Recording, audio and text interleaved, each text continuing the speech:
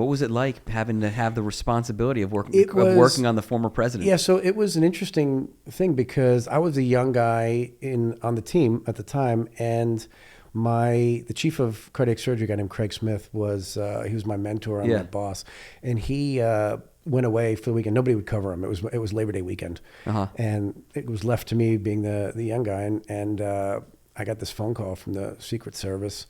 He was in an outside hospital called Westchester Medical Center in Westchester, New York. And he said, they said, we need to speak to Craig Smith. I said, well, he's not available. He's unreachable. He said, that's not going to do. Hangs up the phone. And I was like, wow, that was pretty rude.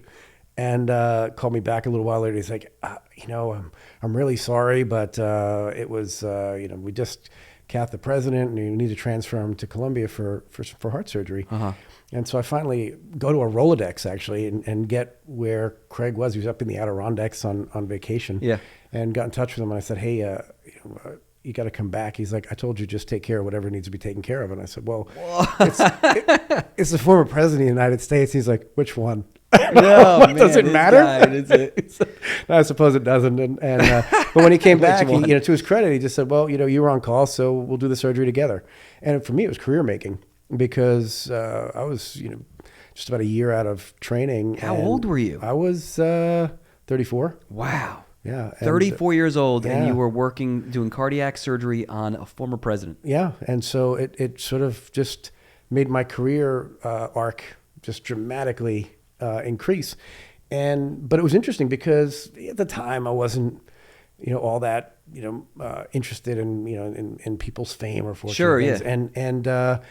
And he, when we came out, we did the surgery on a Sunday because everybody expected us to do it, on Monday or Tuesday. And so we figured, we'd fool everybody and just get the surgery done. Smart. But we came downstairs to the lobby and there was just international media everywhere.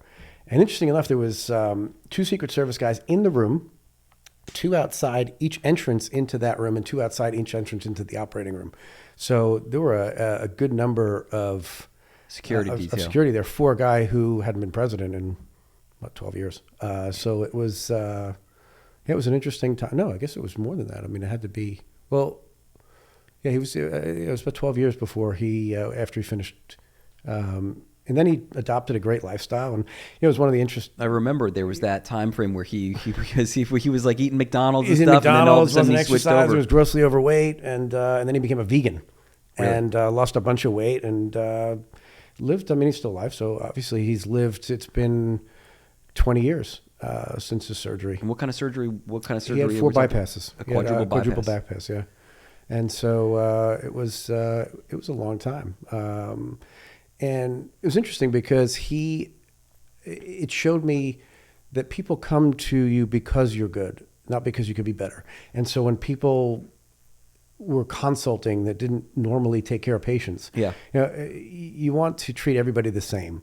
And so whenever I've operated on family members or other celebrities, I've made sure that the team is the exact same team that we do for everybody. Because when you start changing that's how you get into trouble. And when you start having people that are not normally decision makers making decisions, like all of a sudden we have the chief of cardiology who never made decisions on patients, and there he is, directing the course of this guy. And you're like, you don't normally get involved on this granular of a level. Why are you here? And obviously he's there because it's a president, but when you start interrupting your normal flow is how you, I think, make mistakes. I love that you just brought that up. It's when something's working and you have a great team, that is when you're going to get the best result. When I was at my other law firm, I would try these tobacco cases. I'd try big cases, and it was me and this other associate. She was a younger associate, and every time we stepped into the courtroom together, we would get a massive verdict. And then there came a time where some of the other lawyers wanted to be involved who weren't doing what we were doing on a daily basis, getting the job done, who wanted to step in and start making decisions and kind of pulling the strings, and it would never turn out okay. It would turn out bad. Yeah, I mean, it's like, when have you seen a great all-star game? Yeah. I mean, you've got the best people playing, but they don't play together. Yeah. And so you can put a dream team together, but the game usually sucks because they're not used to the other person's cadence. And when you work with a team and that team knows each other's next step without even speaking, well, that's your team. That's who you want to have. But to put everybody together, put a group of stars together that never work together, it just generally doesn't go well. Yeah. You want them to all be having that experience and knowing what they're doing. How did that experience with the former president and the surgery that you did at 34 years old? How did that explain how it like catapulted you into the next level? Like, because I know I had like a breakthrough year and I had great like a big verdicts, and there started to be this recognition. How did that put you on the map? Well, it was covered very well by the media, and so we were all interviewed. We were all in. I mean, there was no social media back then. It was in 2005, so there was no. We didn't have flip phone. We didn't have. I don't think we had had we didn't have the iPhone no, yet. We had no iPhone yet, and so it was all newspapers and the national and local news. So there are only so many operations that one human being can do in a day.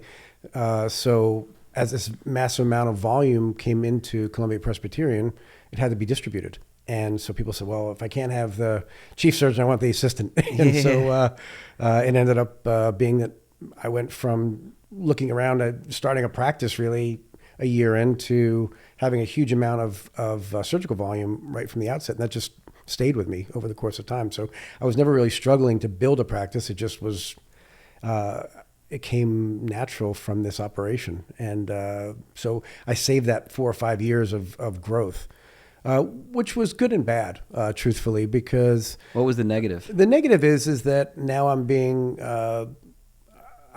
I have 400 surgeries a year out of training, when normally it'd be 100. So I'd be getting used to it and getting my own team and maturing. Yeah. But now I've got this massive number of patients to operate on, and without having a large staff that could handle that and manage the postoperative care, manage the pre-op, get an organization in place to look at results or create a spreadsheet of who all these people are. I mean, there's a massive influx. So it was very, very difficult to learn and to get organized on the fly. So there had to be an added stress, because it was what you were doing at your age back then at your level was far more than what your colleagues who were in a similar situation would be doing. Is that what it would look like? Yes.